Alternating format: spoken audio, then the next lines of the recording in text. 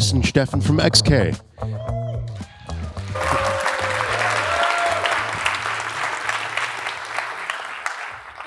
Thank you for that. Hi everyone, I'm Lukas. I'm the creative director and co-founder of XK Studio. Hey everyone, I'm Stephan, 3D artist at XK, and thanks everyone for coming, and thanks to Side Effects for inviting us once again. Yeah, definitely. We are a London-based design studio, and when we are asked to collaborate with our clients, what we're trying to bring is this obsession with crafting visual narratives that are both captivating and mesmerizing, and always try to search for something new. That's super important. Whether it's in the way how we approach storytelling or the subject matter or the technique, we always just try to pursue this obsession with something new and otherworldly aesthetic that for us feels really like a natural home to make all this in Houdini, which is why we always love to come here and present, because Houdini gives us all the tools that are basically enabling us to do all this stuff. And I'm just going to play a showreel of some of our biggest hits.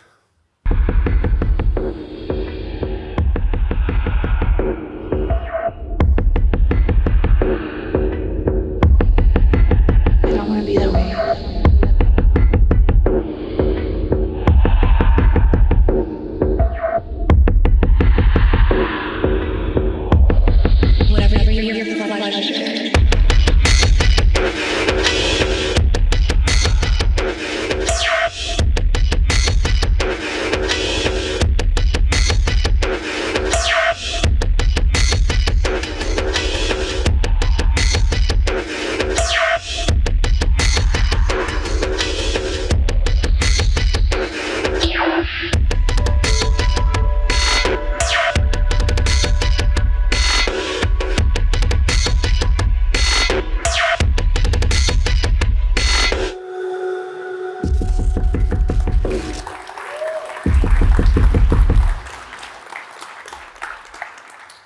Thank you. So the talk today, we called it Familiar Obsessions, New Forms. And what it's actually going to mean for you for the next half an hour is we're going to talk about a studio project that we call a butterfly, which kind of personifies a theme that has always run through our practice in the studio from the very beginning, which is this deep obsession with natural references that we always try to sort of look at through this otherworldly lens, and also this refusal to let go of ideas. When we get excited about something, we try to remix it, pursue it, develop it until it becomes a fully realized project. So I'm going to give you a bit of an overview and talk through a few of the things we did, and then Stephan's going to give you a masterclass in a butterfly birth, really deep dive into the type of obsession that it takes to create some of the new forms. So the butterfly project was originally started as this kind of play with the butterfly that was meant to be used on a commercial project that ultimately went a slightly different route. But we had this butterfly, and when we were developing it as a prototype, we really got into butterflies. We found this Wikipedia page that had these super high-res images of butterflies, and they revealed these really crazy hidden worlds. The patterns that from afar look clean and graphic, they kind of hide these very intricate and detailed forms on a close-up. And when you look at these, if you are into proceduralism, your brain immediately starts to break these forms down into blocks in Houdini and how you can make it. So we developed this procedural abstract butterfly / moth setup that was both controllable, but also allowed us to kind of find some random discoveries along the way, and then covered it with butterfly scales that kind of bring this breakup and add small detail that you saw on that Wikipedia page. But obviously, butterfly is not just about the wings, and it's also about how it moves. And so we started to plug it in into different setups, using the crowds in Houdini, make it interact with different sculptures. And this is a point at which different artists at XK were kind of into developing their own little mini projects, all centered around the butterfly. So there would be always some kind of a subgenre within the butterfly world that we would look at. And it was interesting to see how everyone in the studio reacted differently and found different things to build upon in the butterfly world. Some is still kind of work in progress, and we're still working to finish them, like this Dandelion one that Anna worked on, that was kind of trying to convey this very delicate and fragile nature of a butterfly through these kind of different stages that a dandelion takes, but they all kind of play out on the wings of the butterfly. This is still a work in progress. We also looked at interpreting the butterfly patterns as landscapes and looking at how the circular kind of eyes on the wings of butterfly can translate into volcano craters. We looked at more graphic ways as well, how we can treat and use the flight of butterfly to kind of make something interesting using the Houdini Copernicus toolkit. And then one thing that was that's now a little bit more realized and we put sound on it is when we put the butterfly wings on a lap plate. We're going to play the short film.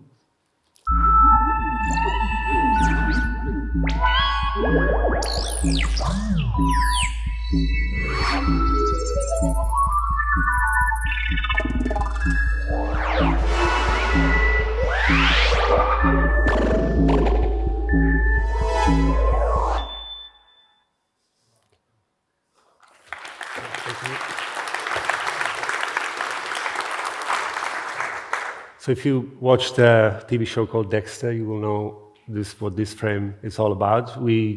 Amadou, who's one of the XK artists, made this custom PBD solver that we used to plug our wings into it and then watch it create these really interesting patterns, where it's kind of a case of this interesting emerging behavior because none of it there is like hard-coded to make these specific shapes or these specific formations, but it just kind of comes up from the solver itself, looking very much like a butterfly. And I'm just going to do a tiny mini breakdown. We had this structure that Stephan's going to go into depth later, and we had just a very simple sine wave that ran through the outside skeleton of the wing, and then the solver, which is completely from scratch built, having velocity, collision behavior built in, kind of makes all this happen, and you can see how those like simple waves push it apart and make that interesting behavior happen. Another one, there was a very different take on a butterfly wing, which was a sub-project that we call texture. And Mike, who's obsessed with texture and detail, used this sort of butterfly wing structure more as a frame that you can then canvas all that detail onto. And we were really inspired by macro photography of insects that often reveal very man-made, almost kind of mechanical feeling patterns with the right amount of abstractness to it. Almost kind of bordering on landscapes and stuff that later combining it with this passion for street photography and a very observant eye. Some of this, it looks like it could have been captured on a construction site, but then balanced against some other more cleaner shapes, getting into these kind of almost industrial vibes, aluminum foils, but still referencing the insect forms that you see there, having these kind of surface qualities of nature in tech in nature. And it was funny, when I asked Mike for a breakdown, he gave me this. This is a snapshot of this kind of industrial makeup in our studio.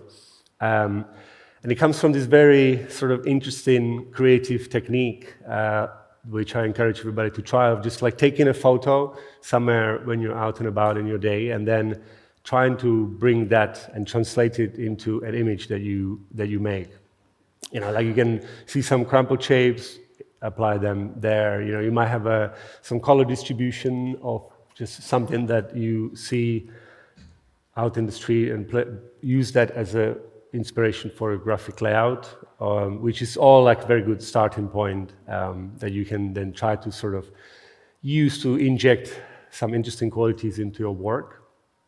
But on kind of a little bit more Houdini technical side note, very short and sweet way how to make these moire patterns, which you can always see very commonly represented in the world of insects. And what this is actually basically just abusing this byproduct that you get from cube marching algorithm that the VDB surfacing uses in Houdini. And this is usually something that you want to get rid of. You don't want to have this in your fluid simulations, all this step in and stuff, but we actually abused it in a way that you know, what would otherwise be this cause of concern for all our clients was here to spark our designer eye joy. So next up, let's have a look at the birth of the butterfly.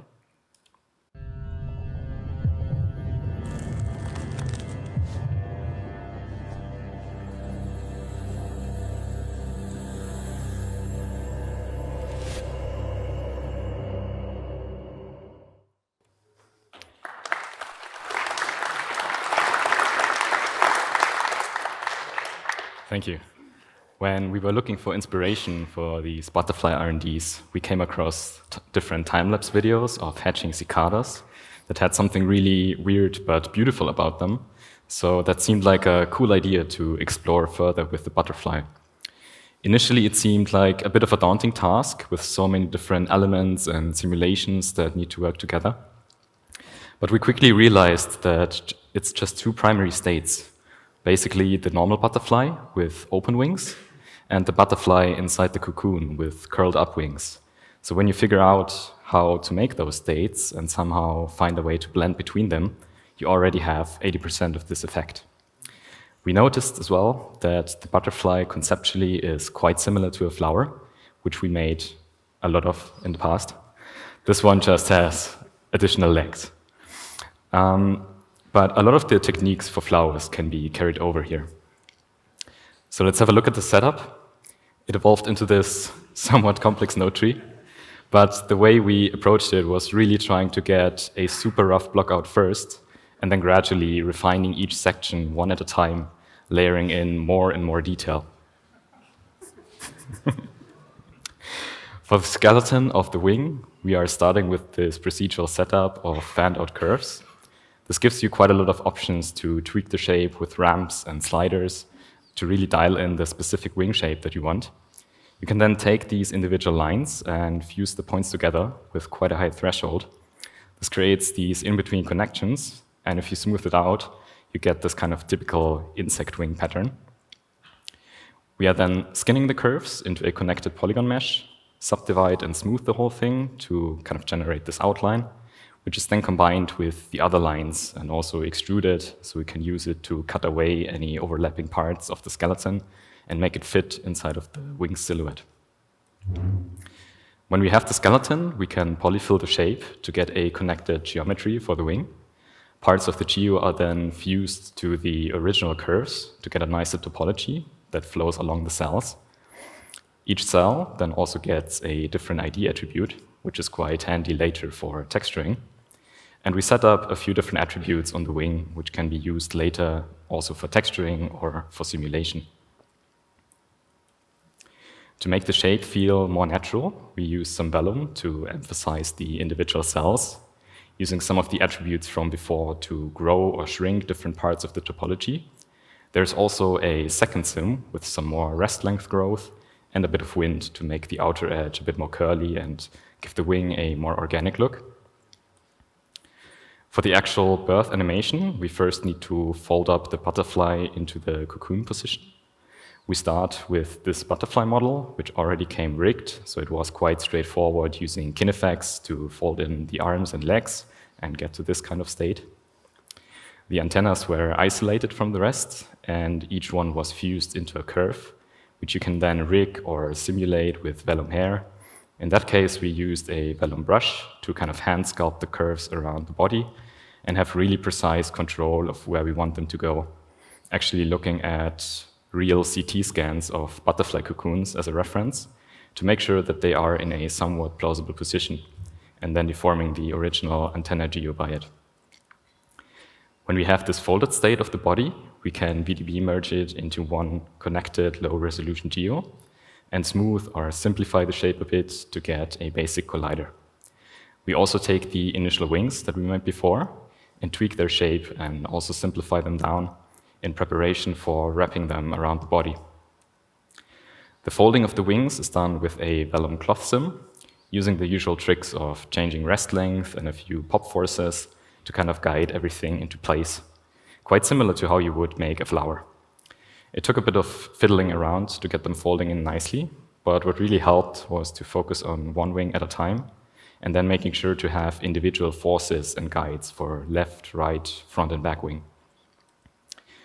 Now that we have the body and the wings folded up, we can mesh them together with VDBs to get a rough shape for the cocoon, which is then smoothed and inflated, making sure to have enough space for the butterfly inside of it. We then add a few hand-placed curves at the bottom to cut it open in those areas for the butterfly to come out. And having an adaptive remesh that has more resolution towards the edges at the bottom will also help to get finer detail in these breaking areas while keeping the rest more static. This shape then gets mirrored, and we place some groups and attributes to select specific edges by either group boundaries or by curvature that connect along the shape and give us this kind of outline that we can use to emphasize these parts. We smooth the edges, and the areas in between get blurred, so you end up with this kind of spiky, almost sci-fi looking shape, which we still tweaked further and smoothed over different iterations of the shot to get to the final look. We took inspiration from real-world butterfly cocoons, but trying to make it a bit more alien and stylized, also when it comes to the materiality and shading. Parts of the animation is driven by a noise that simulates the legs moving from within until the shape tears open from colliding with the butterfly inside of a Vellum sim. Now that we have the butterfly folded up, we can look at how to transform from this state back to the original, starting with the animation of the body, where most of it happens in a single transform node, having a few keyframes for blocking out the general hatching movement out of this cocoon, which gets layered with additional animations for the other limbs to add more detail and complexity to the movement. All the other body parts are animated separately with individual rig pose nodes, which makes it quite easy to focus on one area, getting the timings right, and then blending everything together. The antennas have a little Vellum sim to unfold them, reusing the setup from before to condense them into a single line, and blending it back to the original rest state, layered with a bit of post-sim chops for some extra springy behavior. And as a last step, constraining the feed to the outside of the cocoon using a IK solver, and adding a bit of secondary jiggle to the body gives us the final result. Next up, let's have a look at the unfolding of the wings, which is probably the part that is most similar to our previous flower setups. So if you've seen any of our previous talks, some of the techniques here might look familiar. We start by taking the animation of the body and transferring that to the wings using a point deform. This will be a guide animation for the sim later. To get more control about the motion of the unfolding, we can make a simple rig using some lines that follow the original shape, generating normal and up vectors to turn them into the transform attributes that KinFX expects to have, and mapping the whole thing onto the curled up wing using a PrimUV node and VOPs. If we make sure to correctly deform the transform matrix on each point, we can then blend between the two rigs, which creates this unfolding animation. Since this is based on the KinFX rig logic, we get a nice unfurling of the curves, which already looks pretty organic, instead of just a linear position blend. Applying this to the wing and fixing some distortions with a blend shape gives us something that almost works on its own, but we'll use this as a base guide for Vellum. Using our previous animation, but not constraining it too much, allows for the solver to add its own magic and make the result look a lot more organic and natural. Getting the right behavior is always a bit of a balancing act between different forces, material properties, rest blends, and guide animations. For this case, it was also helpful to create some custom volume velocities from the guide animation to push it into the right direction. Both the front and back wings were simulated separately to make them unfold without getting stuck. We then merged them together and simulate them once again, also interacting with the cocoon. Having an animated fall-off that grows along the wings helps to control how closely different parts are sticking to the guide versus how freely they are allowed to move in the simulation. There are a few additional post-sim tweaks by manually adjusting the final rotation of the wings to make the end pose a bit more impactful. And this is basically the entire animation process. And once we had that, we were thinking of other ways to make it a bit more abstract and add in more detail. Having some moving patterns on the wings seemed like a fun thing to explore, especially now with cops. So for this, we baked out this activation fall-off as a 2D texture and exported the wing geo with some static attributes. Here's one of the earlier tests we did. We really enjoyed messing around with the new feedback blocks, which are great for creating these dynamic 2D fluid sims. But also for static texturing, COPS gives you plenty of tools, especially when combining it with 3D geo, such as here, where we read in attributes from the wing to define masks, UVs, or even velocities to really shape and push textures around so that they fit the wing silhouette nicely. From there, it's really quite a playful process to blend these together and see what looks interesting.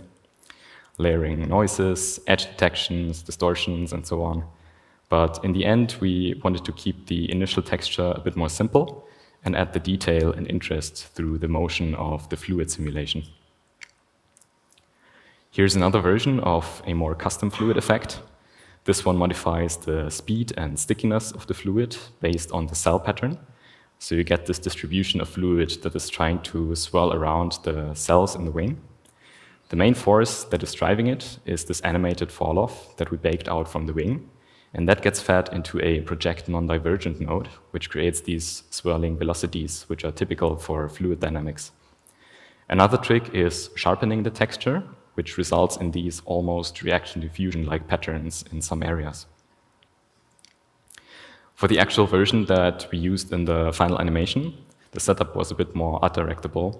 A lot of the purely fluid textures turned out a bit too messy when mapping them on the butterfly, so we needed something slightly more graphic.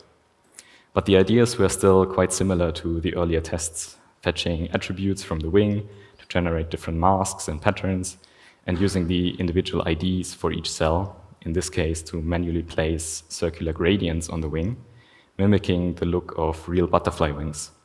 It's a bit of extra work this way compared to other more procedural approaches, but it gives you a lot more flexibility to tweak the pattern exactly as you want. Also working in black and white and just remapping the colors at the very end proved to be a lot more flexible, so you could set up different ramps and color combinations all in one node. We still used some 2D fluid, restricted to appear only in a few of the cells to balance out the shapes, combining that with some circular distortion to mimic the distinct eye pattern shape that you can see on real butterflies, which was placed over areas in the fluid, so it generates some interesting patterns through these swirls. The main animation is driven by masking everything with the activation fall-off and by increasing the brightness of these gradients. This final texture is then exported as a black and white image sequence to use it later in 3D. Back in 3D, we look at how to put even more detail on the wings with individual scales. For this, we start with some normal vectors and a few hand-placed guide curves to get a basic direction attribute for these scales.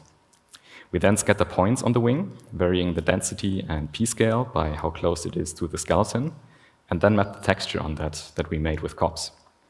In this case, we have different attributes in the RGB channels that we use for shading, but if we isolate the red channel, we can see the animated texture from before. And this is quite convenient now because we are able to remap the color directly in 3D without needing to re-export anything. For the scales, we decided to instance actual geo on the wings. So we are modeling this simple kind of circular shape with a bit of fringing at the end, and make a few different variations of it to copy that onto points, which does get a bit slow now since it's so many of them, but they add a lot of extra detail or catch nice highlights when rendering them close up, which you wouldn't really get otherwise with a purely texture-based solution. If you look at close-up images of real butterflies, most of them are quite hairy, so the body and skeleton were both covered in fur, which also gets the color from the animated texture, and the length of the hairs increases as this ramp is propagating through it. The body itself uses a more traditional grooming workflow, using different textures, masks, and attributes that we set up beforehand to drive various properties of the hair tools and almost tweak each section individually, primarily tweaking the hair length of each body part to make sure it looks somewhat fluffy but still has enough room to move intersection-free around the legs, or when it's really close to the surface of the cocoon. After working on materials and lighting, we eventually had this render from Houdini, but we wanted to make the texture on the wing look a bit more unexpected and less 3D looking. So there's an additional layer of cops on top of it. To isolate where this effect is happening, we create a mask based on the saturation. And similar to before, we generate some velocities from the image and use a project non-divergent to make the behavior more fluid-like. This node also allows you to define a collision shape, so we put in a mask of the wing to have the effect contained within the butterfly. So just like that, we have the final thing, and maybe let's watch it one more time.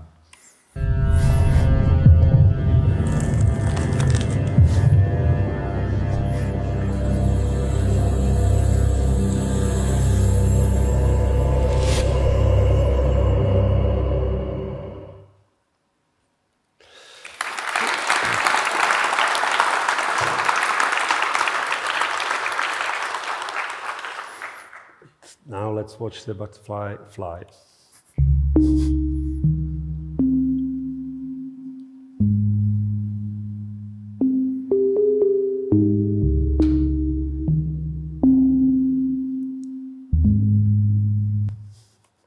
This was one where we're really trying to kind of admire the patterns that the wings would make as you watch the actual wings fold in a really satisfying way. And that really becomes visible when you start emitting things, fluid and particles from the wings. I think we're running a little bit short on time, but yeah, we also added these little trails in there. The breakdown, is basically remixing the same setup that we had before, using some of the wings that are clipped using the attribute clip, which is really, really cool. And then, using some of the outline curves from the butterfly to emit the fluid and then bring it together to combine it all. And lastly, a theme which goes hand in hand with our obsession with natural references. We also continued our exploration around 3D Gaussian splatting, trying to find new and interesting ways to explore the data in Houdini, such as combining it with live video input through COPs to interactively push the scans around, or embracing the fact that it's made from individual points. So instead of trying to get the sharpest, most perfect scan, we deliberately search for interesting moments in the blurry stretched areas and play with the artifacts of the medium, but also experimenting with different techniques of how to make the data more accessible in Houdini when it comes to relighting or changing different material properties, and making Gaussian splats from non-photographed data, such as using 3D renders or training a splat from random unrelated images.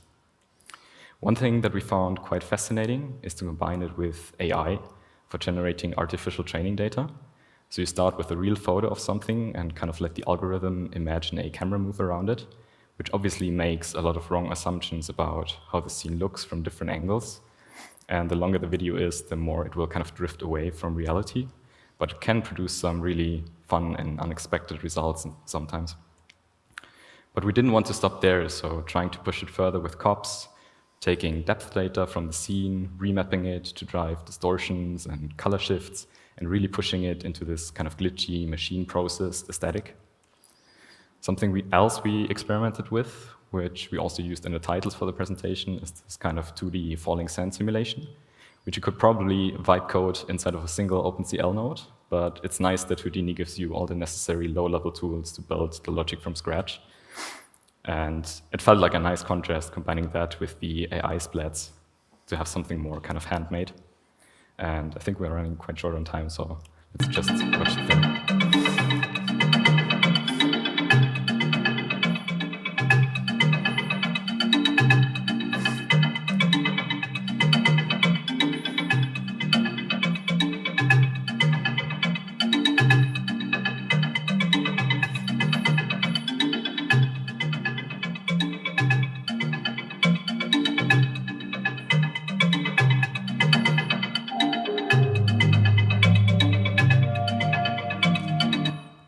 Yay, we got it.